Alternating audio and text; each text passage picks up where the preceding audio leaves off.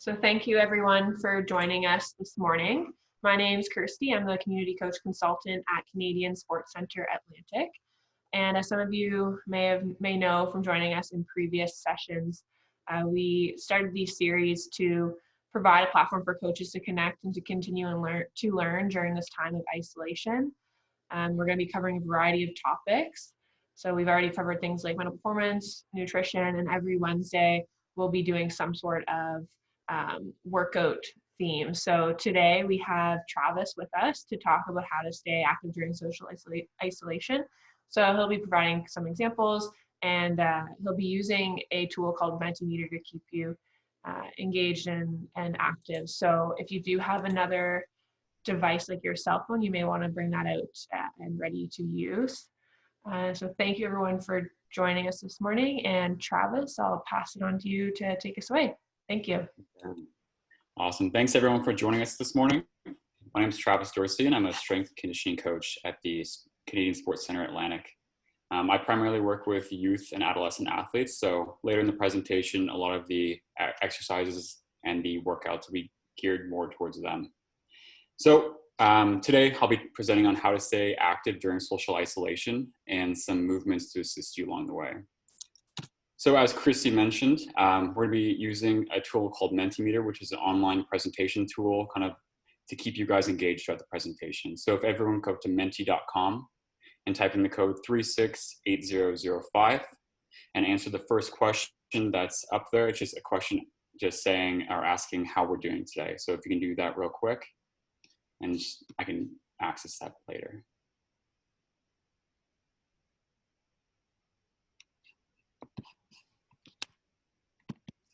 Oops. I'll put the code in the chat real quick.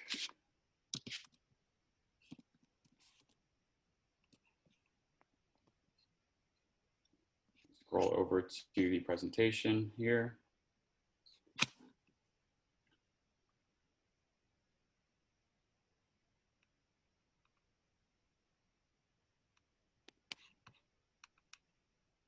Great, awesome. Glad you're doing great.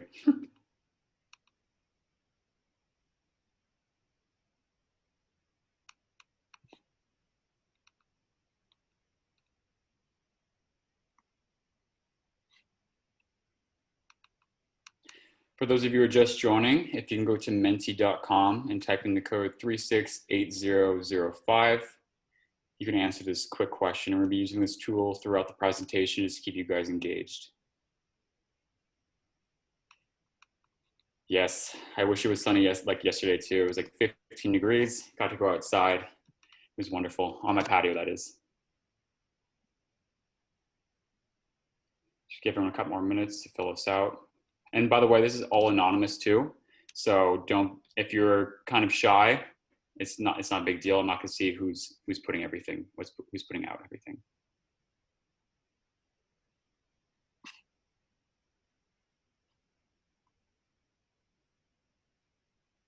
All right, one more minute.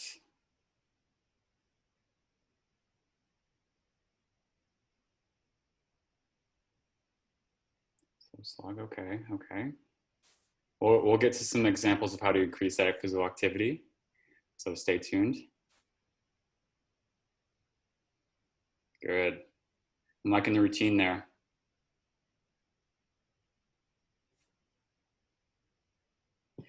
All right. So we'll move on now.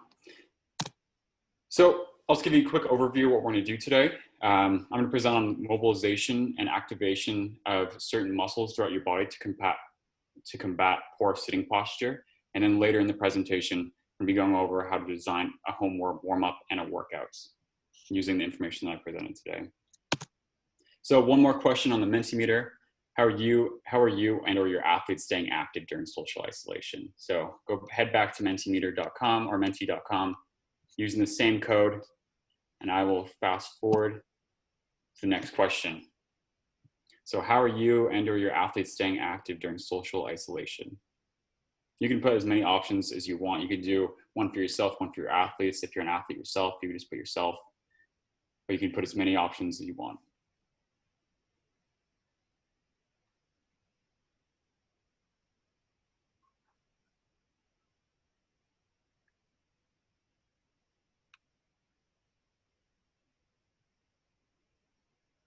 Surfing, nice.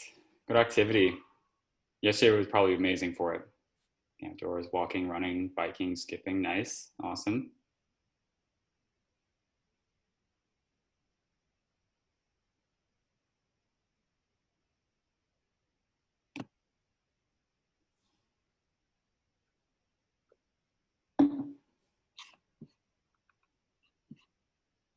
Yoga on YouTube, very nice.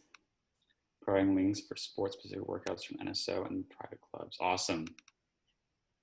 Perfect. Just a couple more minutes here. Oh, nice, dirt biking, that's nice. Running, yoga on YouTube, strength training, sounds good. Fitness apps. We have, okay. Programming, we have work. Awesome. So I think that's everyone. Let me just check. Yep, so that should be everyone. Awesome, so we'll move on now. So those are all really great ways to stay active. However, we're likely to be sitting a little bit more than we have in the past from this time of social isolation or the time that the social distancing started. So with this long periods of sitting that we're doing, it could wreak havoc on our bodies. So coaches or adults, you're probably looking like these two photos on the left, either watching TV or doing work on your computer. People tend to get more slouched position, which can lead to low back pain, shortening and weakening of the hip flexors, weak, inactive, and lengthening glutes, tight hamstrings, shoulders rounding forward, resulting in tighter chest, and an inactive core. And then for athletes on the right-hand side, the picture, a lot of younger athletes might be spending a lot more time playing video games. So a lot of athletes or a lot of young people when they play video games are hunched over, hands on their knees, and bent over just like this, playing the video games for hours and hours on end. So I'm not telling you not to move, so your body's meant to move, and I'm not telling you not to sit, but I want to show you some ways to keep you moving throughout the day, because realistically, we're going to be sitting for long periods throughout the day, throughout this isolation. So I'm going to be going over activation and mobilization of your posterior postural muscles, so the big muscles on your back, your thoracic spine, your T-spine, which is the middle of your back, your hip flexors, which is the front of your hips, and your glutes and your core. And so I just want to show you some ways to break up your day with these exercises. So the first exercise we're going to go into is a bird dog. To start off, we're starting in all four positions, or you're going to be on all fours. Let's play the video real quick. Be raising opposite limbs and holding for 2 seconds and lowering back down, raising up and lowering back down. The goal here is to keep your pelvis nice and stable. By raising each limb, it's activating basically your entire back and your back side of your body. I'm just gonna play it one more time so people can see in case the video is not turning out really well. All right, next video we have up for the large posterior postural muscles is a contralateral limb raise. So we're doing here, it's kind of like a regression of the bird dog. It takes the core out of it. So what we're doing is lying flat on our stomach and just raising opposite limbs, holding for 1 or 2 seconds and lowering them back down.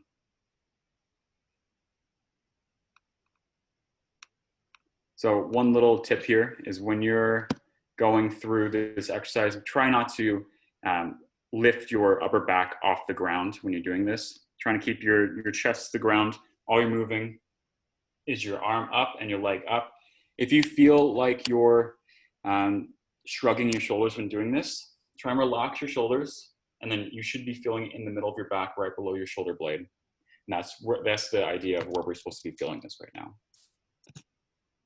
So for the thoracic spine, we're gonna be going on to the first one, which is the child's pose lift-offs, and we're gonna do 8 per side. So this is kind of like hitting 2 birds with 1 stone. The child's pose would be a good low back release if you have a really tight low back, as well as good for activation of the thoracic spine when we're doing this, the lift-offs right here. So I'll play the video. So again, we're just hands right above our head and lifting off, holding for 2 seconds and lowering. Again, same with the contralateral limb raise. If you feel like you're shrugging your shoulders, I'll play this video again. If you feel like you're shrugging your shoulders, really try to relax your traps or like right above your neck and focus on the movement coming from the middle of your back.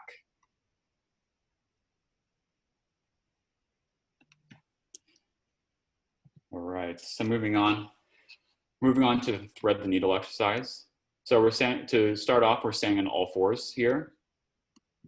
What we're doing is reaching through our body and then following our hand with our eyes all the way up top, and then switching sides, reaching through, and then following our hand with our eyes.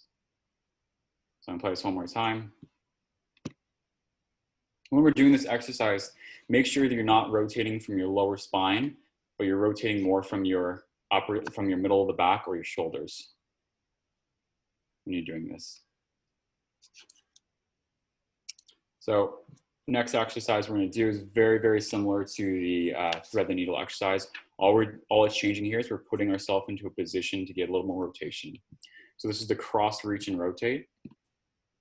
What we're doing here is walking our hand over to the other side and just reaching up and following our hand with our eyes. So walking our hand to the other side and reaching up and rotating. I recommend doing about 5 per side. So I'll play it one more time. If people didn't catch that.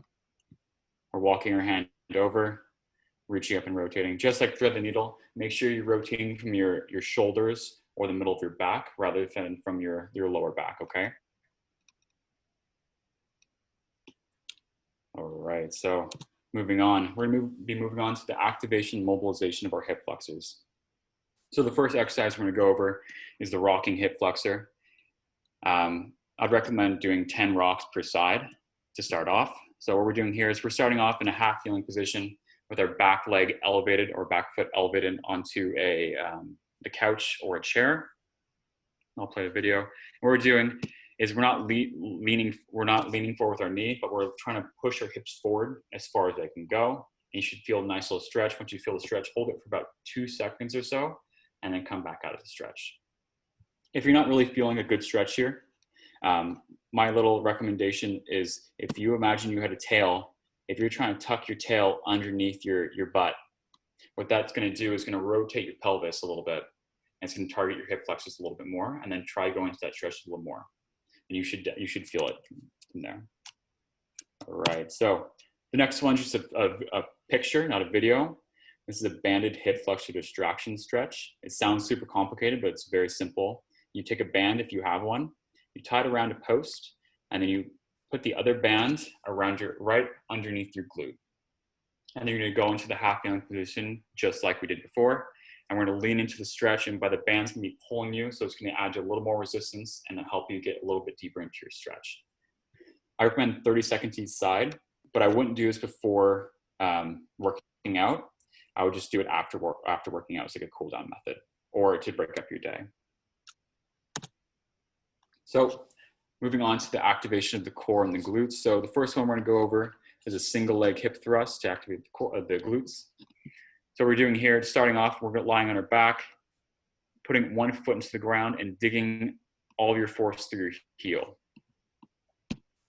By digging the force through the heel, you'll lift your hips up in the air, and the energy should transfer from your heel to the backside of your leg into your glutes.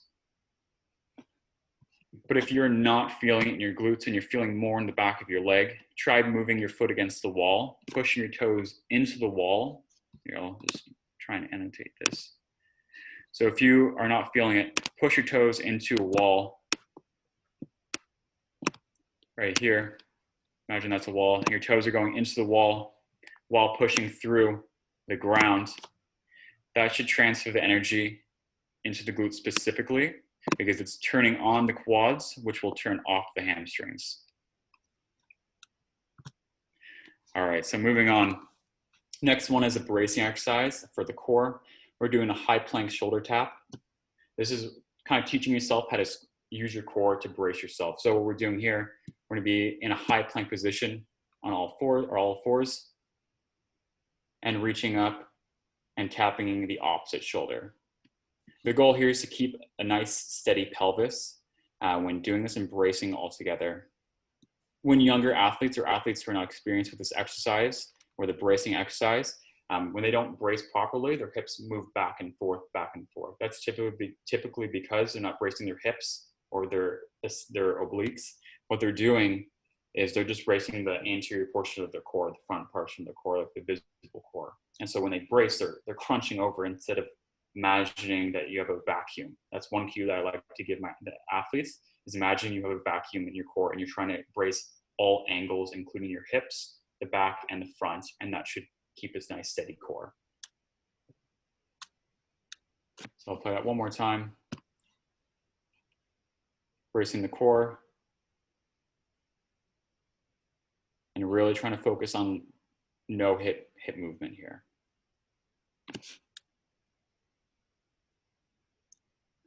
All right, so moving on. This exercise is working on the pelvic floor. So the pelvic floor works hand in hand with the abs or the abdominals and the lower back to help stabilize and support the spine. So that's where we're adding this in here.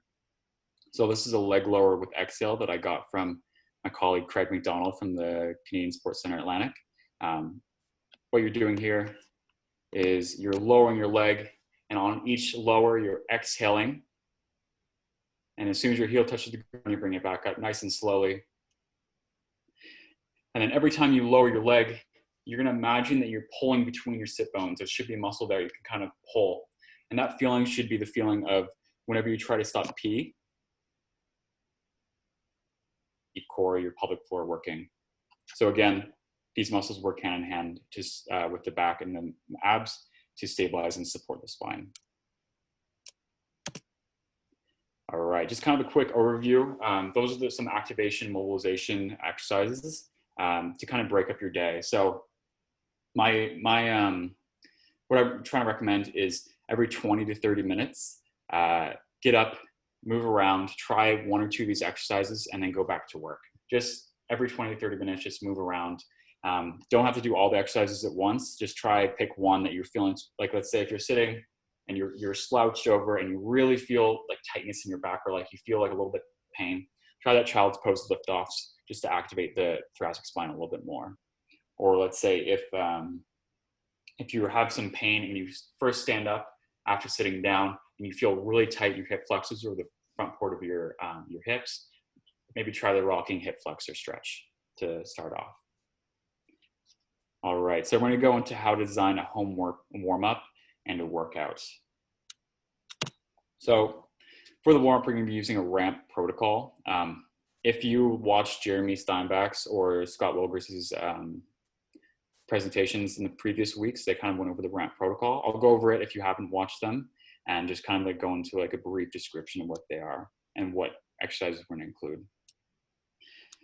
It's a little bit more of an extensive warm-up just because I want to incorporate some of the movements that I just showed you into the warm-up to kind of loosen up the structures and the tissues that might be weak or tight. All right, so the raise, the R stands for raise and release. So if you have a foam roller, you can foam roll during this section as well. But the basic purpose of the raise is to increase body temperature, which then increases muscle elasticity.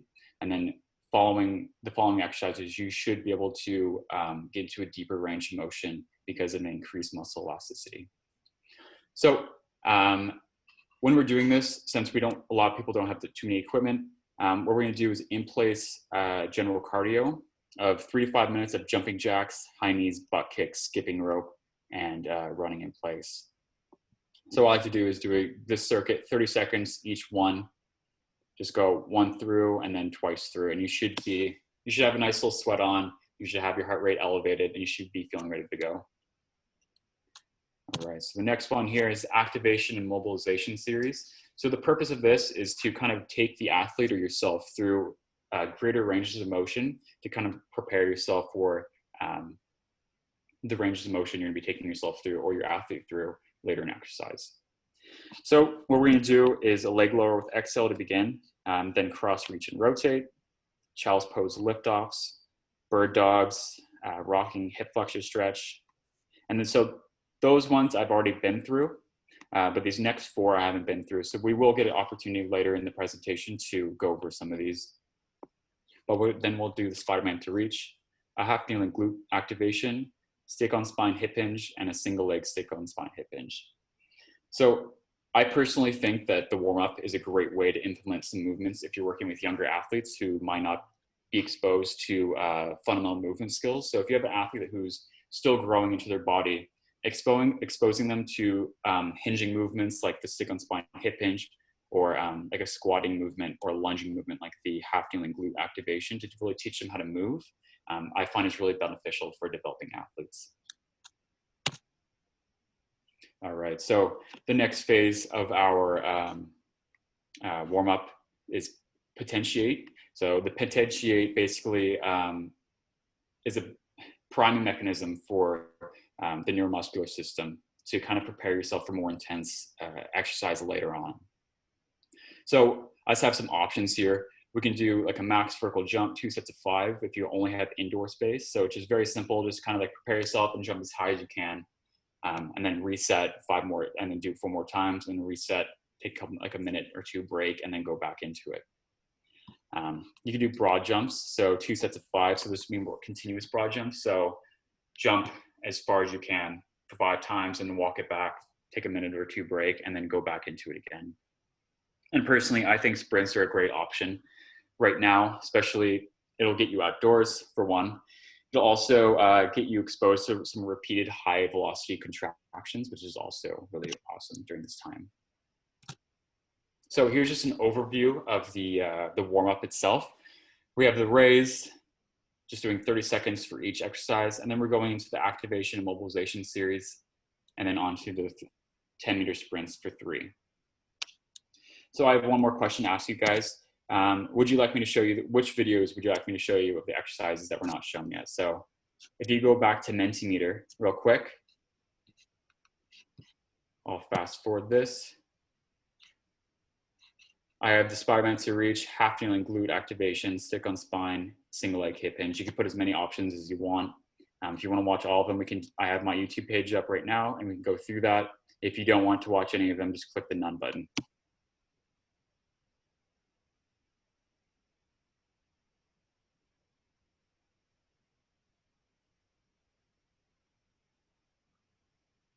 Okay, single leg.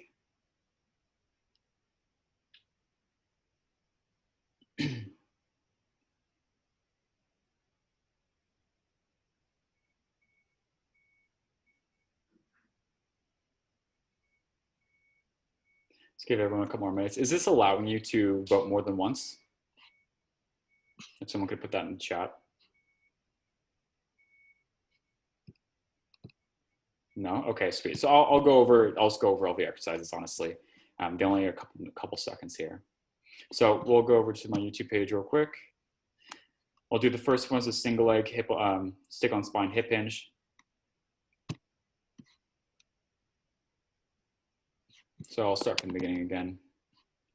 So the setup, you can have a broomstick here. You're gonna line it up with your body along your spine. There's gonna be 3 points of contact. If you guys can see my cursor, there's gonna be the back of your head.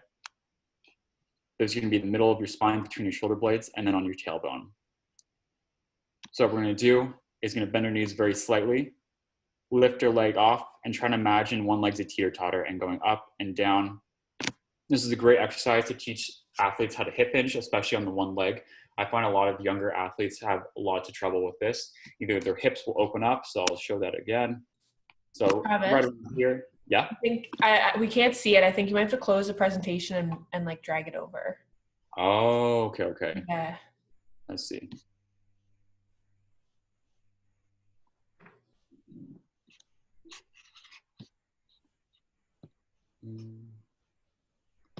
Oh, here we go. And then I'll share.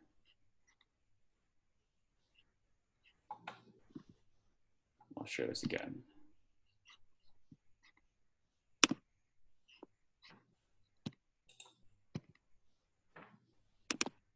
All right, can everyone see now? Yeah, perfect. Thanks. Perfect. Okay, so I'll go over this one more time. So for the single leg stick on spine hip hinge, what we're doing is starting into, you're standing up, having the stick on your head, middle of your shoulders, and your lower back, your tailbone. As you're going, you're gonna imagine you're on one foot like a teeter-totter, and rocking and going back and forth, you should be feeling a stretch in the back of your leg. This might be challenging for some athletes who have balance issues. Another thing that I find with athletes is that they open up their hips in this position right here. So you want to make sure that their hips are parallel with the ground when they're doing this. All right, I'll go back to the other videos. Which one is it? We have the Spider-Man to reach. It's a good mobility exercise here. So we're all fours, bring our leg up and rotating. Holding for 2 seconds, down, and switch to the other side.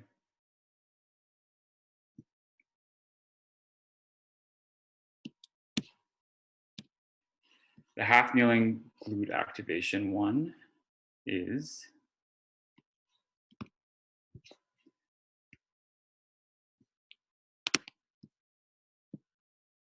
so right here in a split squat stance. The goal is to squeeze your glute as hard as you can right here. Make sure it's rock solid. You can even give it a punch to make sure it's rock solid and turned on. You'll be pushing through your heel of this front foot, and it should turn on your glute, and you're squeezing the glute as hard as you can throughout the whole movement. What this is doing, teaching athletes how to use their glute in a split squat stance rather than using their quads. I find a lot of young athletes have difficulty turning off their quads and using their glutes. So this is a great exercise to teach how to use their glutes over quads. All right, what else was there? There was, I think there's just the stick on spine hip hinge one. So it's very similar to single leg. We're just doing double leg here, really trying to perfect the form of like an RDL movement or hip hinge movement. The stick on the spine acts as kind of a reminder to make sure that your spine is completely straight. As soon as the stick lifts off on any one of those 3 segments, just remind the athlete or have the athlete readjust and go back into it. All right, so I'm going to stop sharing and go back to the presentation again.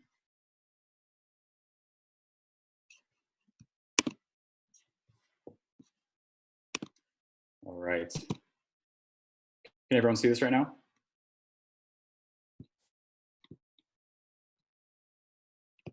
Yeah, okay, perfect. All right, so again, this warm-up should take around 12 to 15 minutes to actually complete all the way through. It's a bit of like a longer warm-up, but we want to activate, target, and mobilize those structures and tissues that might be a little tight or weak from this longer sitting we're experiencing. So now we're gonna go into an example warm-up. So with, again, I work with the younger athletes or athletes who are just starting like their journey for high performance. So what we're trying to do is incorporate the squat, a hinge, a lunge, a push, a pull, and a brace movement in all of the workouts, especially if they're full body. So here's just an example of a workout that we can do. So we have a squatting movement, which is the goblet squat. If you don't have any weights or traditional equipment, just do a body weight, especially for younger athletes. And for the higher rep ranges, it just kind of helps reinforce those movement patterns. And then for upper body pull, we're just doing a bent over row. Traditionally, I like doing single arm lat pull down or a half kneeling lat pull down to start off athletes, but a bent over row is a good alternative for the lack of equipment. And then we're gonna add the hinge for the Romanian deadlift or the RDL.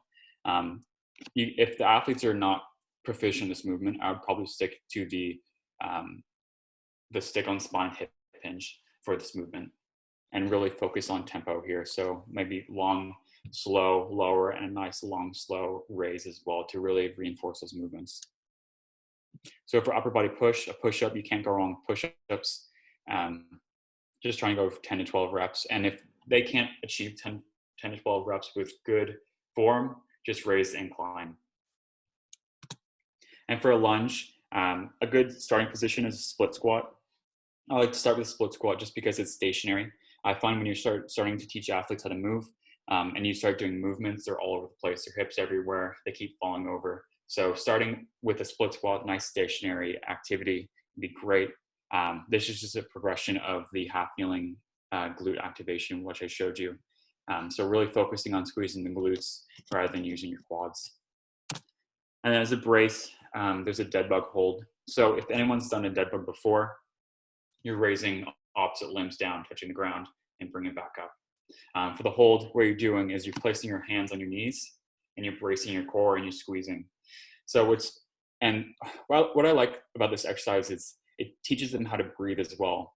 So it teaches them the importance of breath during a brace, because when you try doing a dead bug hold and not breathing properly, then you're going to go purple in the face. So it really teaches them how to breathe properly under contraction. And then just to stick along with the theme of this whole presentation, we're doing the YTWs as well. And so the YTWs just helps open up the thoracic spine and the shoulders. So I'm assuming that no one wants to, or no one has any equipment. So I want to show you some examples of how to load your muscles without any like weights or traditional equipment. So the first one, your far left, you can use a backpack full of books, rocks, or potatoes, or whatever you think is like, just load that backpack up to have some weight.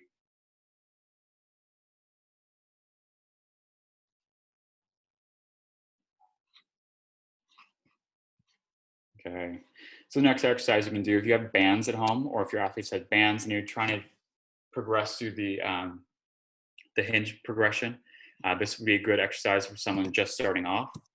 So stepping over the band in the middle of your feet, you're setting your back up to be straight, and you're pushing your hips forward.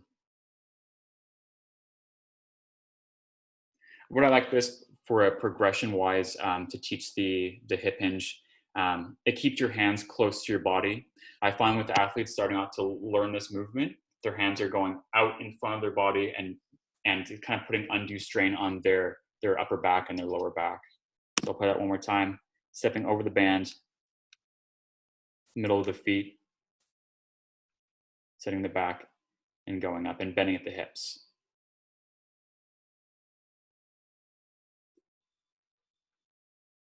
All right. So the last exercise we have on our far right, we're gonna do an isometric split squat. So there's two types of isometrics. The ones that I'm gonna show you are yielding. So basically you're trying to hold a position for a longer period of time, anywhere between 20 and 50 seconds, whatever is prescribed to you. And there's overcoming isometrics. Overcoming isometrics are when you're trying to move an immovable object. So if anyone's heard of a mid-thigh pull, that's an overcoming isometric. But that'll be very hard to achieve during the isolation because we don't have any equipment. So we could do, if anyone was part of Scott's workout last week, I believe you guys did towel isometrics. And I think Jeremy had mentioned it in the presentation 2 or 3 weeks ago. And so for towel isometrics, one exercise that it'll demonstrate for you or describe is if you were to tie a knot at the end of a towel and then put it in a door frame and then close the door, that towel's not going to move. And then if you're trying to do a lat pull down, a single arm lat pull down, and you try and pull it, that towel's not going to move. So you're trying to move an immovable object. And so you'd hold it something like that for, or try to build up to maximal contraction around 3 to 8 seconds there. And so here's just a video of the split squat. Trying to hold that split squat. You're gonna feel it. If you feel it in your quads, make sure you're pushing through your heel. And if you still don't feel it in your glutes, make sure you're trying to squeeze the ground beneath you. So you're trying to squeeze that ground together, and that should activate your glutes a little bit more.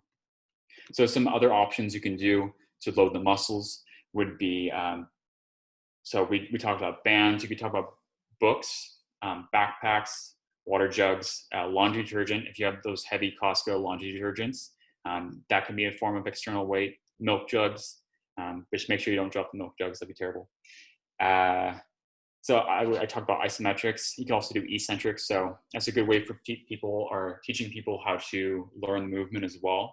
So kind of the lowering phase of a movement. So doing a 5-second lower and then going back up 5-second lower. And as well, if you guys are looking for any tools to use for upper body pulling motions, if you have a wooden dowel or a piece of metal, put it between 2 chairs and you use that as an inverted row. Make sure it's wooden though, because I tried it with my plastic broomstick and then just about broke my broomstick. So make sure it's wooden or something sturdy. All right, guys, so that's the end of my presentation. I just want to thank you all for listening. And if you have any questions, you can either hop on the Mentimeter and type in some last minute questions, or you can just speak up right now.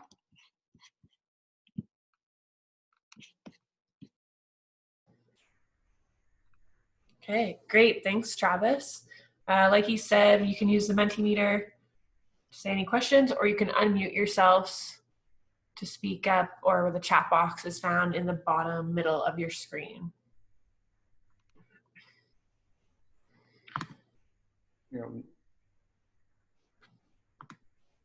Yes, of course. I will put the YouTube link right now into the chat box. Yeah, I'm gonna copy and paste my YouTube channel right now. Okay, great. And we will be posting this presentation on our YouTube page too, which is just Canadian Sports Center Atlantic Coach channel. So in that, I'll put Travis's YouTube page in our description box. So when you go to find, if you want to rewatch this video and see the layout of the workout and some of the videos he had in here, you'll be able to find his YouTube page in the description. Yeah, so all of my YouTube right now is all body weight exercises. So there's a ton of body weight exercises that you can go on there and do if you feel like you need to do something. I'm just going to copy and paste the video of the child post liftoffs, and then you can click on my name, and then it should go to my page. Here we are. I'm going to go over to the Mentimeter and see if anyone has any questions here. No questions. Awesome, guys. So any last minute questions before we sign off?